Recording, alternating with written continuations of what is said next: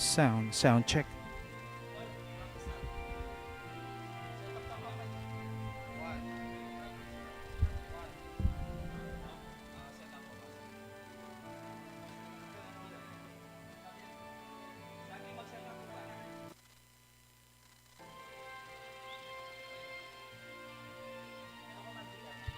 Sound check.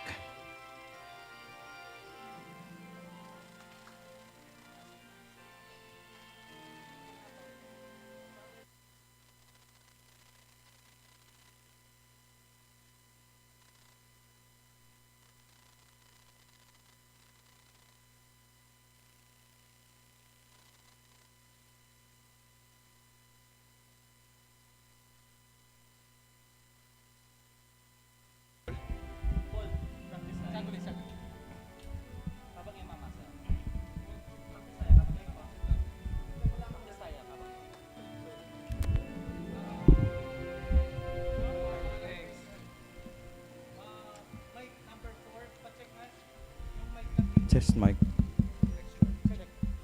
Check mic.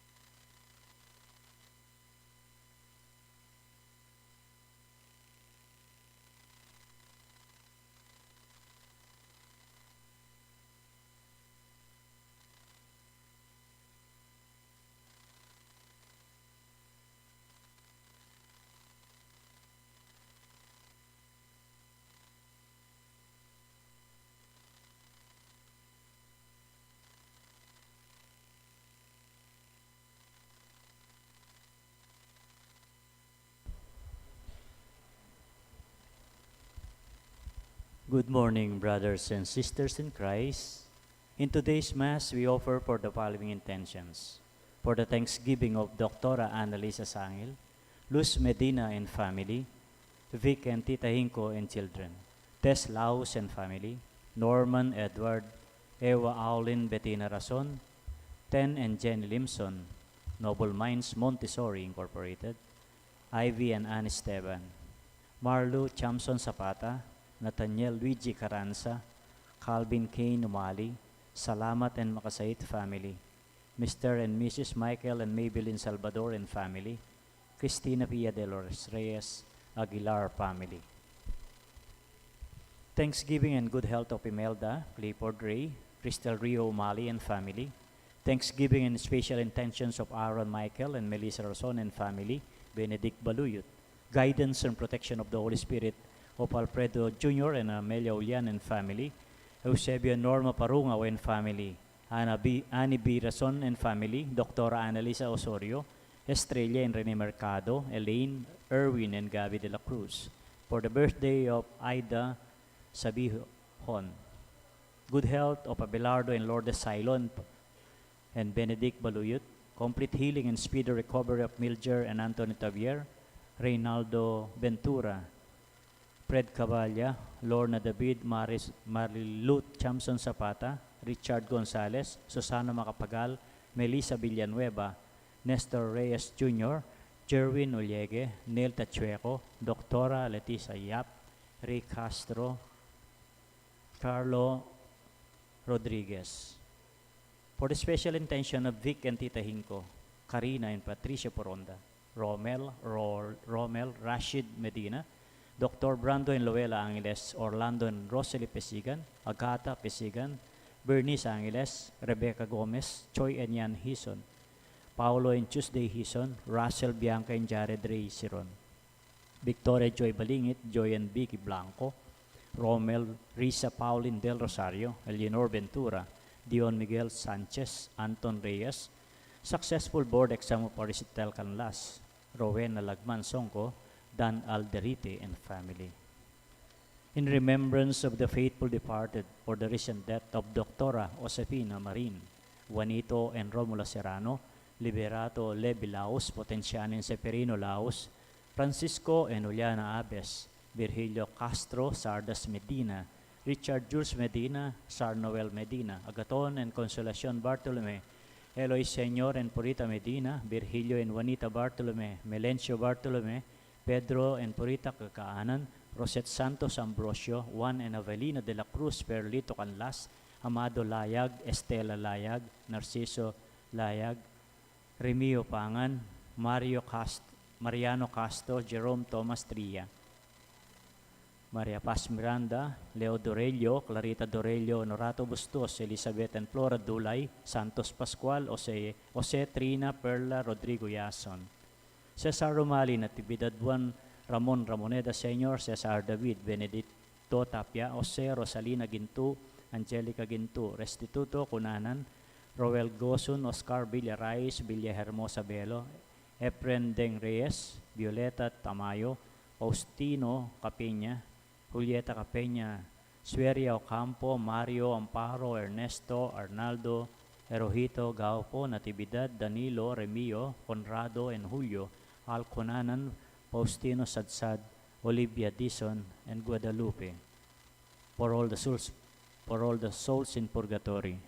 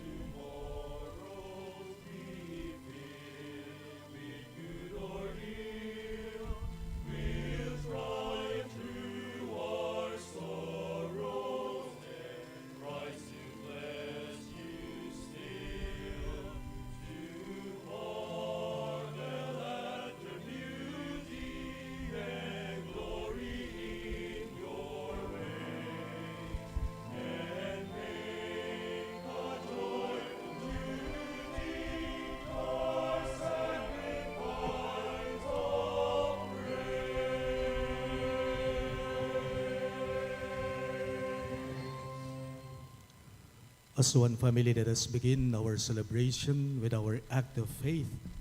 In the name of the Father, and of the Son, and of the Holy Spirit. Amen. The grace of our Lord Jesus Christ, and the love of God, and the communion of the Holy Spirit be with you all. And with your spirit. Friends, to prepare ourselves to celebrate these sacred mysteries, let us call to mind all our sins.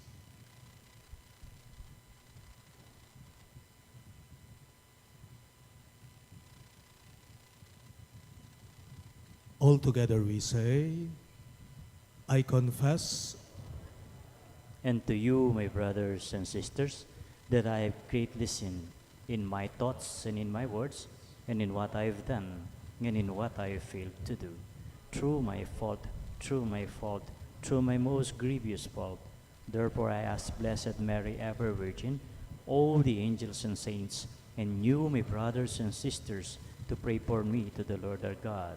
May Almighty God have mercy on us, forgive us our sins, and bring us to everlasting life. Amen.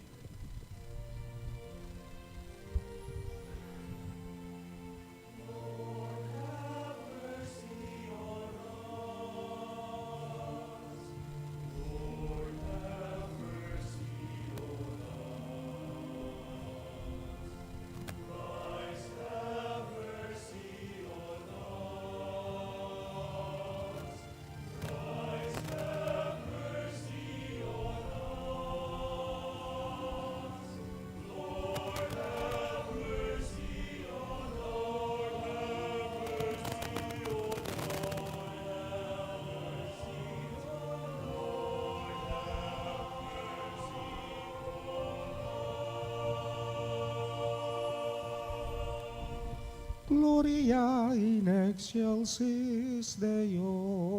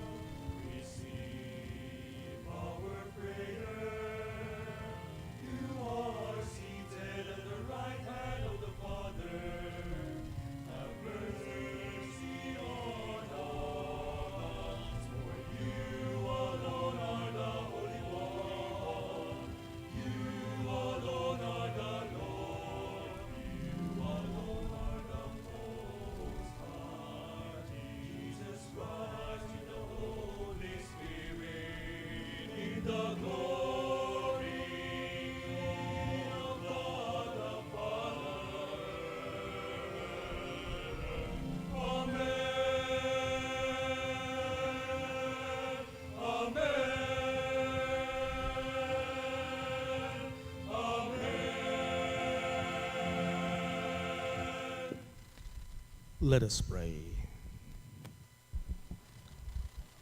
O God, who through the grace of adoption chose us to be children of light, grant, we pray, that we may not be wrapped in the darkness of error, but always be seen to stand in the bright light of truth, through our Lord Jesus Christ, your Son, who lives and reigns with you in the unity of the Holy Spirit, one God, forever and ever. Amen.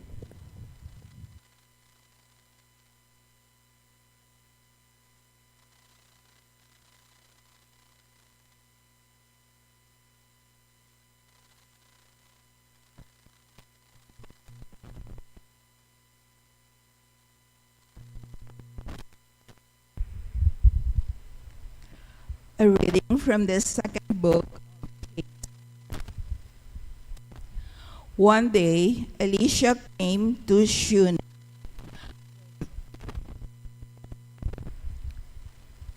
where there was a woman of influence who urged him to dine with her. Afterward,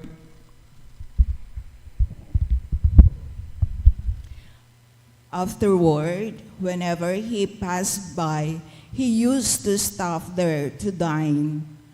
So she said to her husband, "I know that Elisha is a holy man of God. Since he visits us often, let us arrange a little room on the roof and furnish it for him with a bed, table, chair, and lamp, so that when he comes to us, he can stay there." Sometime later, Elisha arrived and stayed in the room overnight. Later, Elisha asked, "Can something be done for her?" His servant Gehazi answered, "Yes. She has no son, and her husband is getting on in years." Elisha said, "Call her." When the woman had been called and stood at the door, Elisha promised, "This time next year, you will be fondling a baby's son." The word of the Lord. Thanks be to God. Let our response be, "Forever I will sing the goodness of the Lord." Forever I will sing the goodness of the Lord. The promises of the Lord I will sing forever. Through all generations my mouth shall proclaim your faithfulness. For you have said, "My kindness is established forever." In heaven you have confirmed your faithfulness. Forever I will sing the goodness of the Lord. Blessed are the people who know the joyful shout. In the light of your countenance, O Lord, they walk. At your name they rejoice all the day, and through your justice they are exalted. Forever I will sing the goodness of the Lord. You are the splendor of their strength, and by your favor our horn is exalted. For to the Lord belongs our shield, and to the Holy One of Israel, our King. Forever I will sing the goodness of the Lord.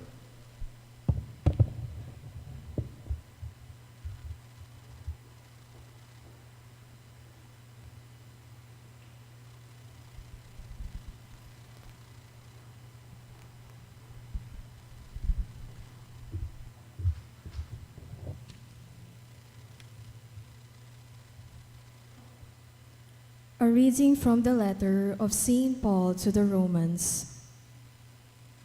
Brothers and sisters, are you unaware that we who were baptized into Christ Jesus were baptized into his death? We were indeed buried with him through baptism into death, so that, just as Christ was raised from the dead by the glory of the Father, we too might live in newness of life. If then we have died with Christ, we believe that we shall also live with him. We know that Christ, raised from the dead, dies no more. Death no longer has power over him. As to his death, he died to sin once and for all. As to his life, he lives for God. Consequently, you too must think of yourselves as dead to sin and living for God in Christ Jesus. The word of the Lord. Thanks be to God. We now honor the Holy Gospel.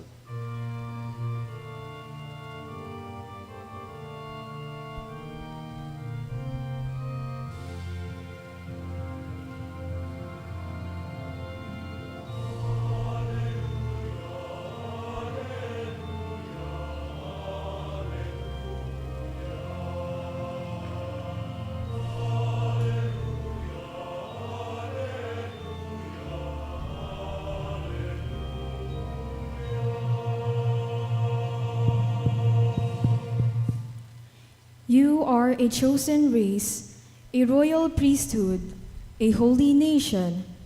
Announce the praises of him who called you out of darkness into his wonderful light.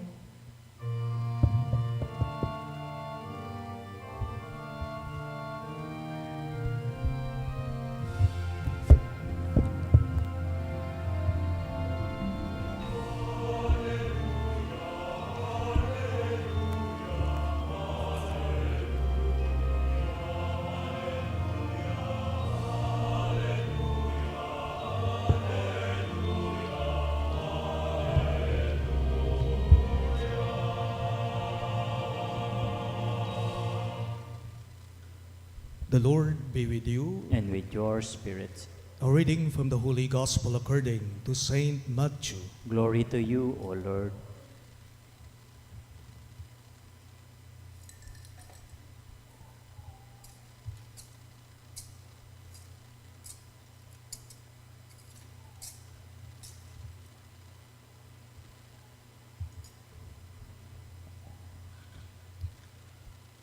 Jesus said to his apostles, "Whoever loves father or mother more than me is not worthy of me. And whoever loves son or daughter more than me is not worthy of me. And whoever does not take up his cross and follow after me is not worthy of me. Whoever finds his life will lose it. And whoever loses his life for my sake will find it. Whoever receives you receives me, and whoever receives me receives the one who sent me. Whoever receives a prophet because he is a prophet will receive a prophet's reward. And whoever receives a righteous man because he is a righteous man will receive a righteous man's reward. And whoever gives only a cup of cold water to one of these little ones to drink, because the little one is a disciple, amen, I say to you, he will surely not lose his reward."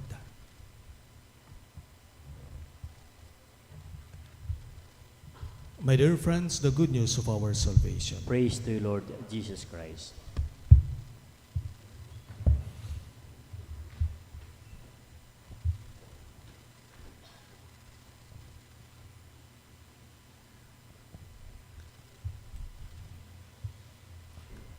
Good morning po.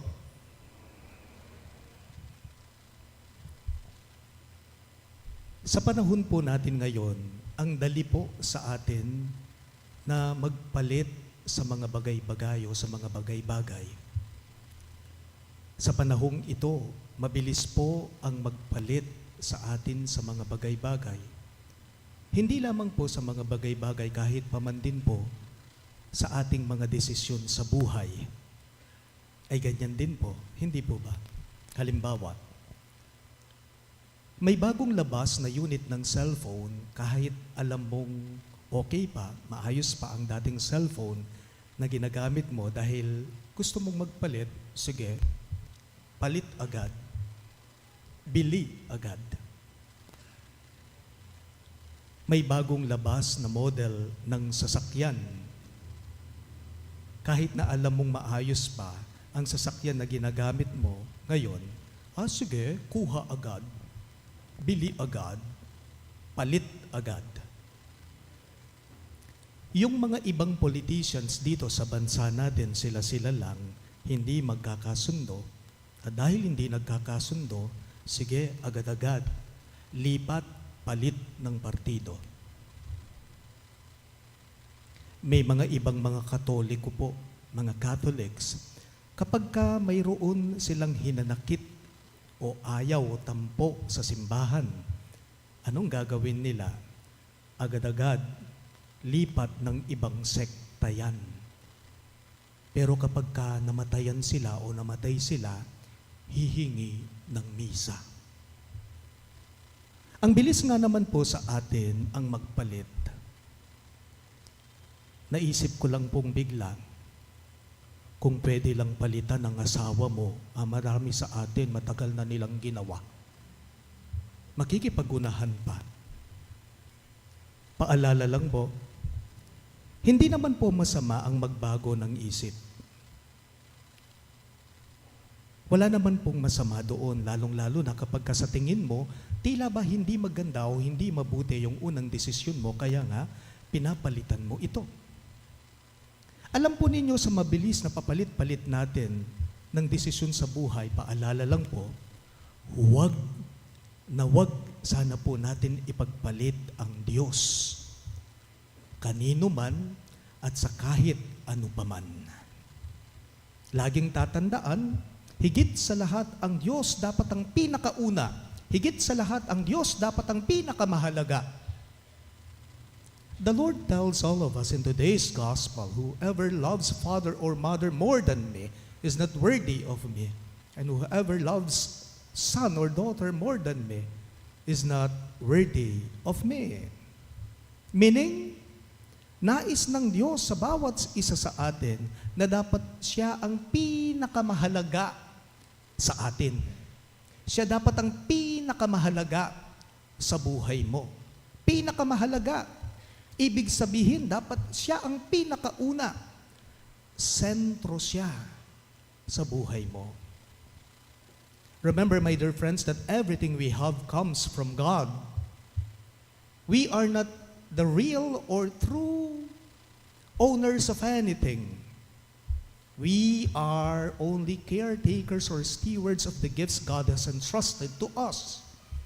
Bahay mo, sasakyan mo, pangalan mo, trabaho mo, mga naipundar mo, ipon mo, negosyo mo, lahat ng mga ito'y kailangan naman natin. Kailangan na lahat natin ng mga ito, pero sana lang po kapag sa Diyos na ang lahat ng ito, itinatabi natin. Pag sa Diyos na ang lahat ng ito, kinakalimutan natin. Nothing and no one should ever take God's place in our hearts. Above everything else, God must always come first. He deserves to be our highest priority. Secondly, you will be blessed when you put your trust in God. Pagpapalain ka kapag sa Diyos sumunod ka. Pagpapalain ka kapag sa Diyos, nagtiwala ka. Marami po sa atin ang naglalaan ng mga oras nila o ng panahon nila sa paglilingkod sa Diyos at sa kanilang kapwa. Maganda ang layunin na ganyan, mabuti ang ganyan na layunin sa buhay, pero kung minsan din po, aminan taman po't ali, dumarating din po minsan sa atin yung mga pangamba, pag-aalinlangan, di ba, sa buhay. Natural na yan Normal na po yan sa atin. Yun bang kapag ibinigay mo ang oras mo o ang panahon mo sa pagkakawanggawa o paglilingkod sa Diyos at sa kapwa, baka naman mababawasan ang oras mo sa ibang bagay. May ibang tao po, may ibang tao. Iniisip nila kung minsan, malilimitahan yata ang oras ko. Pag namili ako, serbisyo ba? Paglilingkod ba? O ang hilig ko? Tila ba mahahati yata ang oras ko naman? Kasi kailangan kong ituon ang panahon ko, ang oras ko sa pagtulong sa iba. Lugi pala ako. Tila ganyan ang iniisip ng iba. Wag muna kaya. Ang hirap naman, tila ba parang ako'y may pasan-pasan. My dear friend, St. Ignatius of Loyola offers us a different perspective in his prayer. Ang ganda po ng panalangin ng dasal ni San Ignacio ng Loyola. At nais ko lamang pong ibahagi itong panalangin niya sa inyo ngayong linggong ito. Sabi ni San Ignacio sa panalangin niya, mula sa iyo ang lahat ng ito, muli kong handog sa iyo. Mula sa iyo ang lahat ng ito, muli kong handog sa iyo. Mula sa iyo ang lahat ng ito, muli kong handog sa iyo. Sabi niya sa panalangin niya, those words teach us an important truth. hindi naman po pala sa atin ang mga bagay na nasa atin. Ito'y ipinagkaloob sa atin.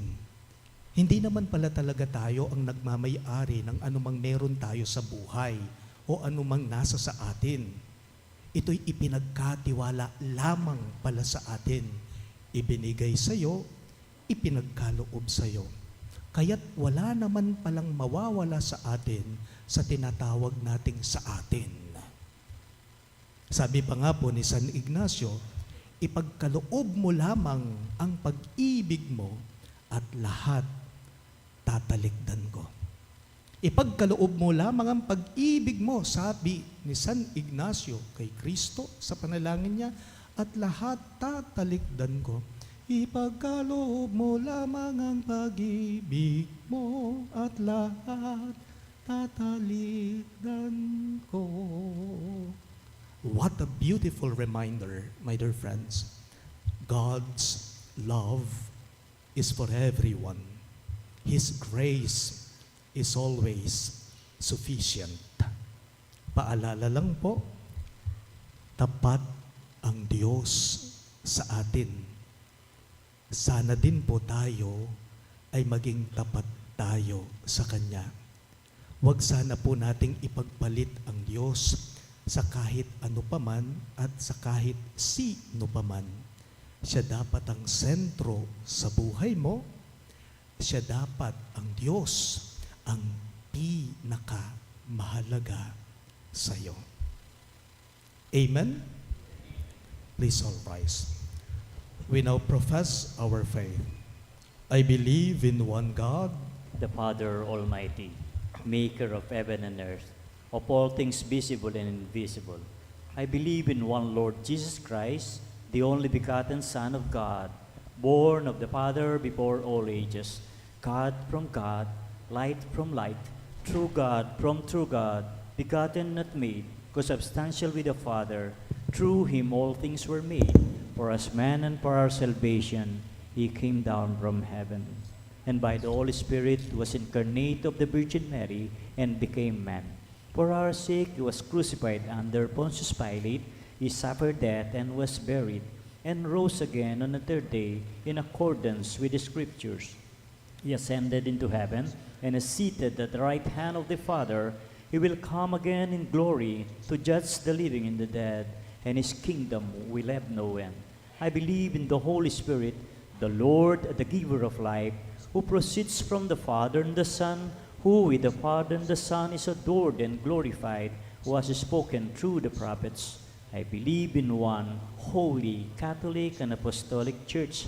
I confess one baptism for the forgiveness of sins, and I look forward to the resurrection of the dead and the life of the world to come. Amen. Let us earnestly pray to God our Father that we may continually grow in our commitment to Him and to our brothers and sisters. For every petition, we all say, Lord, hear our prayer. All of us, please. Lord, hear our prayer. That the Church, your people, may live and preach the gospel without compromise and never be ashamed of the redeeming cross of Christ, we pray. Lord, hear our prayer. That those who serve our country may patiently bear the cross of serving honestly and selflessly their constituents, we pray. Lord, hear our prayer. That we may show our commitment to the Lord, not only in big sacrifice and renunciation, but also in ordinary acts of kindness, like giving a cup of cold water to the little ones, as taught by Jesus in the Gospel, we pray. Lord, hear our prayer. That we may support St. Peter's pence to be used for the apostolic and charitable ministries of the Holy Father, Pope Leo XIV, we pray. Lord, hear our prayer. That the dying be given comfort and the dead welcome to their eternal reward in heaven, we pray. Lord, hear our prayer. that we may take seriously our stewardship of creation and our care for the environment, especially through garbage segregation, its prompt collection, and the appropriate location of garbage sites far from public and residential areas. Let us pray to the Lord. Lord, hear our prayer. Let us pray for the urgent concerns of our community, those who are in need of our prayers and our personal intentions. We pray. Lord, hear our prayer. Almighty Father, make us worthy of your love as we struggle to follow you. Stay close to us and protect us. We ask this through Christ our Lord. Amen.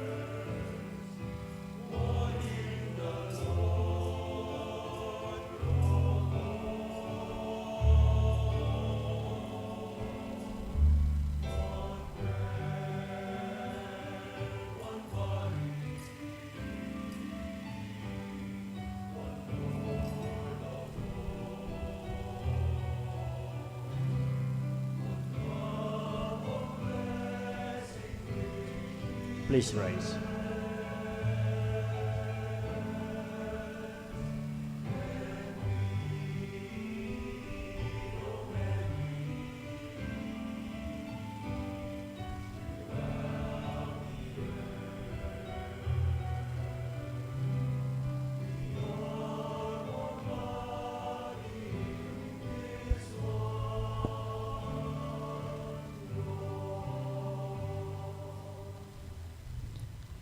Pray, my dear friends, that my and your sacrifice may be acceptable to God, the Almighty Father. May the Lord accept the sacrifice at your hands for the praise and glory of his name, for our good and the good of all his holy church.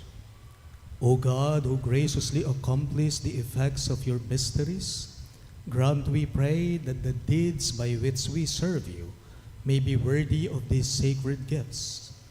We ask this through Christ our Lord. Amen.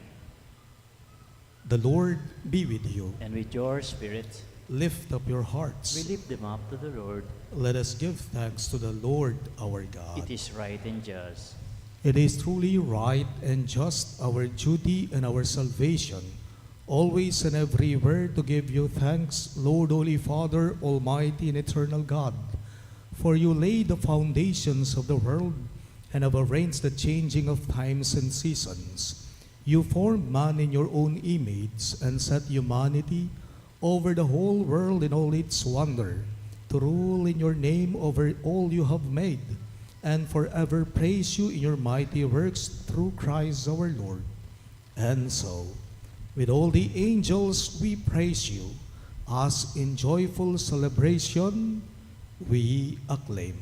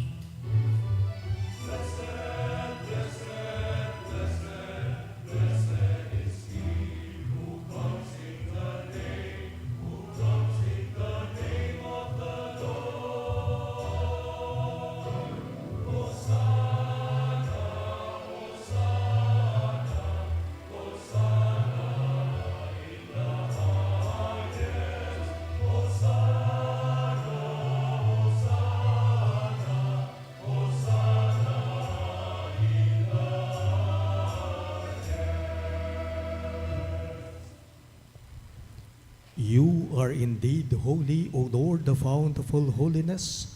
Make holy, therefore, these gifts, we pray, by sending down your Spirit upon them like the dew fall, so that they may become for us the body and blood of our Lord Jesus Christ.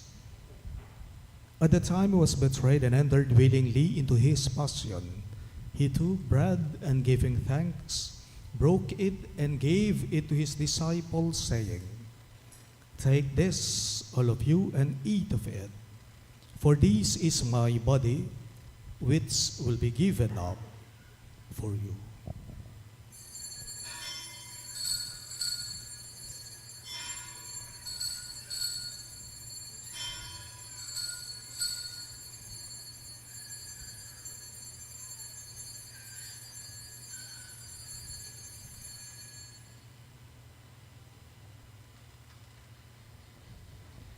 In a similar way, when supper was ended, he took the chalice, and once more giving thanks, he gave it to his disciples, saying, "Take this, all of you, and drink from it.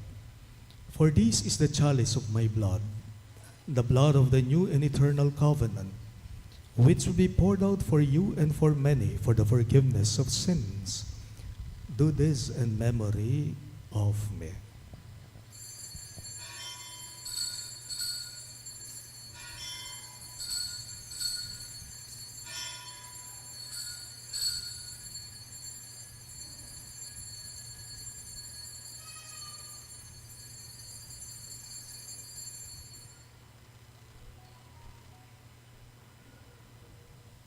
The mystery of faith.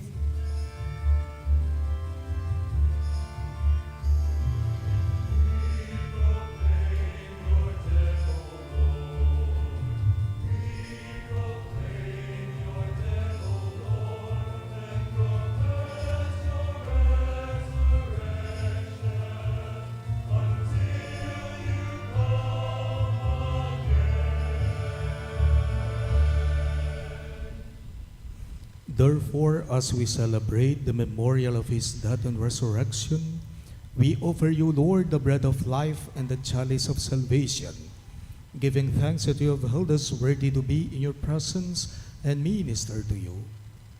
Humbly we pray that, partaking of the body and blood of Christ, we may be gathered into one by the Holy Spirit. Remember, Lord, your church spread throughout the world, and bring her to the fullness of charity. together with Leo, our Pope, Florentino, our Bishop, Paciano, our Bishop Emeritus, Ricardo Jesus, our Parish Priest, and all the clergy. Remember also our brothers and sisters who have fallen asleep in the hope of the resurrection, and all who have died in your mercy. Welcome them into the light of your face.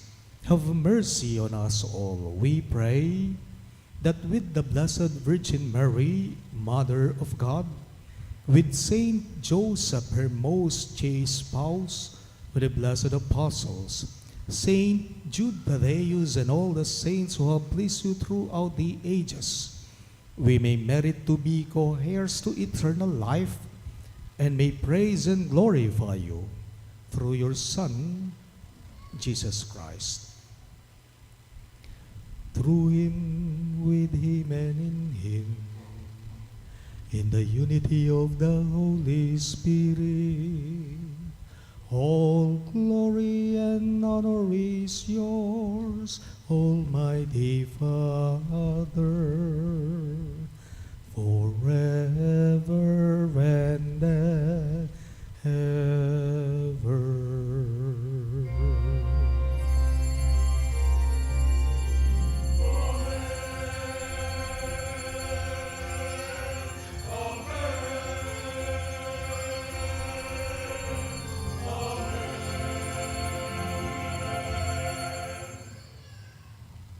Gathering our prayers and praises into one, let us now pray the very words our Lord himself taught all of us.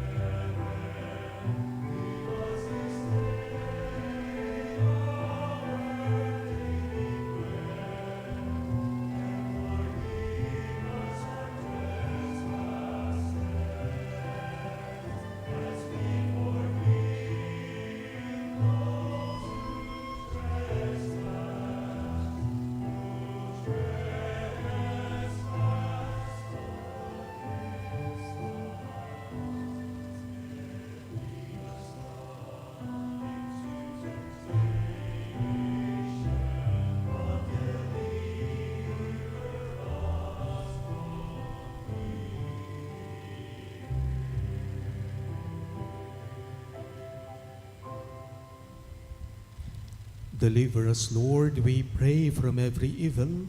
Graciously grant peace in our days, that by the hope of your mercy, we may be always free from sin and safe from all distress, as we await the blessed hope and the coming of our Savior, Jesus Christ.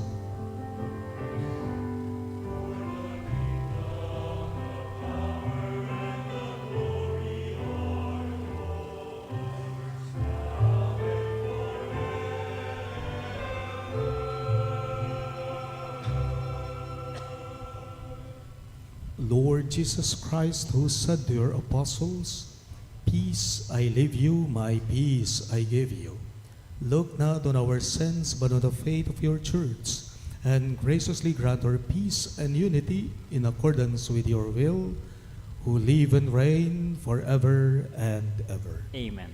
The peace of the Lord be with you always. And with your spirit. Let us offer each other the sign of peace. Peace be with you all.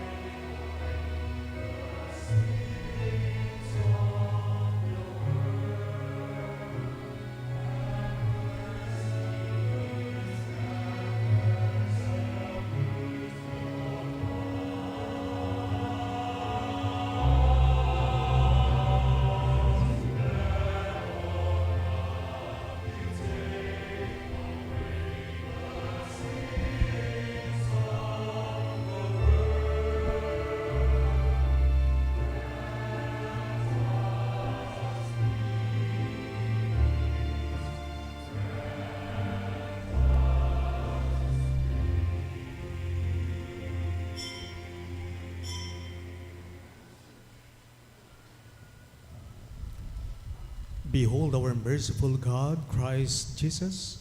He is the Lamb of God who takes away the sins of the world.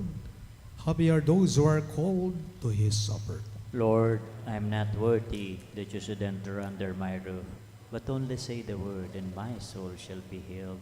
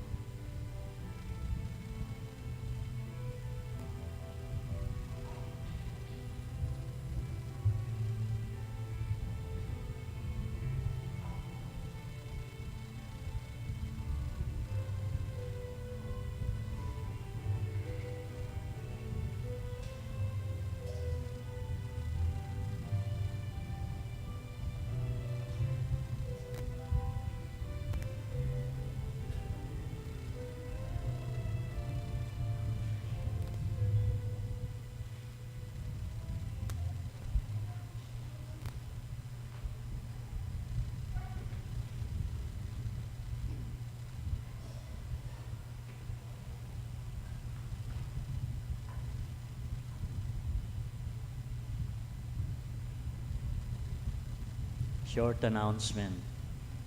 Our dear parish of St. Jude Thaddeus remains blessed and privileged with the visit of the Sacred Image of Santo Cristo del Perdón and Virgen de los Remedios.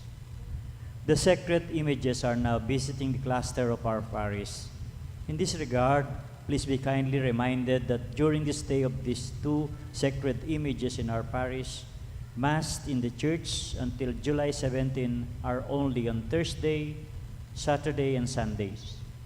All cluster Masses are held from Monday to Saturday at 6:30 p.m. Please be guided accordingly.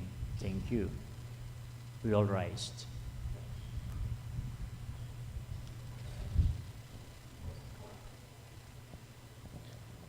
Let us pray.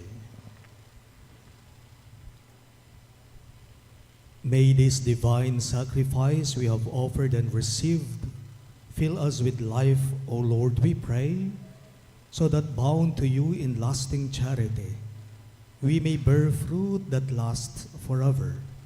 Through Christ our Lord. Amen.